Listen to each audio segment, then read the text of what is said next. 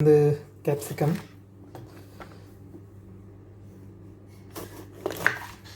So இப்படி தான் வெட்டணும் கேப்சிகம் நார்மலி. வெட்டிட்டு இதை இப்படி பிரிச்சிங்க. இந்த விதையை வந்து க்ளீன் பண்ணிவிட்டு எடுத்துருங்க. வாஷ் பண்ணிட்டீங்கன்னா இப்படி இருக்கும். ஸோ ஸ்லைஸ் பண்ணிடலாம்.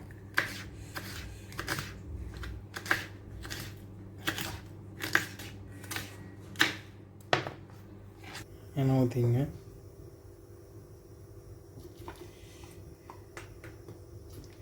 எண்ணெய் காஞ்சிச்சா பார்த்துங்க. காஞ்சிச்சுன்னா சீரகம் போட்டுங்க. தீயை கம்மி பண்ணிவிட்டு கேஷ்யூ இருந்தால் கேஷ்யூ போடுங்க, இல்லைனாலும் பிரச்சனை இல்லை. கேஷ்யூ போட்டு நெக்ஸ்ட் கிரேப்ஸ், திராட்சை, உலர்ந்த திராட்சை மற்றது போட்டுருங்க. அதெல்லாம் தூங்கிட்டு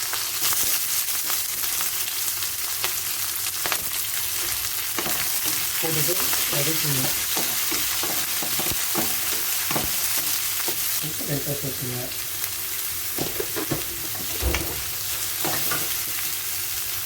தக்காளியை வந்து இந்த மாதிரி விதை இல்லாமல் அந்த தண்ணியெல்லாம் எடுத்து இப்படி வச்சுங்க.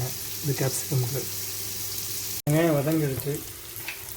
ஸோ அதனால் மல்லித்தூள் ஒரு ஸ்பூன்,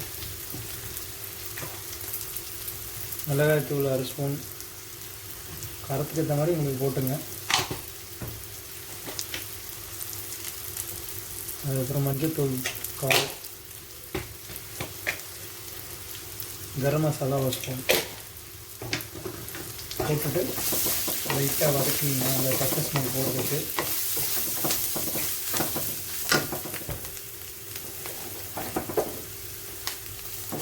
வதக்கிட்டு உடனே கேப்சிகம் ஆட் பண்ணிடுங்க. கேப்சிகம் ஆட் பண்ணிவிட்டு கொஞ்சம் நேரம் அது வதங்கட்டும் எண்ணெயில். கொஞ்சம் லைட்டாக தண்ணி தெளிச்சுங்க, அடி பிடிக்காமல் இருக்கிறதுக்கு. கேப்சிகமுக்கு 4 நிமிஷம் கழிச்சு பார்ப்போம். வதங்கிடுச்சு. தக்காளி ஆட் பண்ணிடுவோம். தக்காளி எப்பவுமே அப்படி நீட்டாக கட் பண்ணிங்க. அந்த இதெல்லாம் எடுத்துருங்க.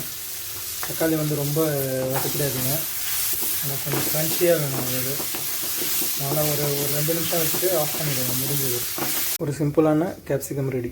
Simple easy capsicum try masala ready ஆகிடுச்சு. இதுக்கப்புறம் சர்வ் பண்ணிக்க வேண்டியதான். இதோட குப்பூஸ் இல்லை சப்பாத்தியோட சாப்பிட்லாம். இந்த கேப்சிகம் ட்ரை மசாலோட அந்த தயிரும் வச்சு சாப்பிட்டிங்கன்னா இன்னும் நல்லாயிருக்கும். நன்றி.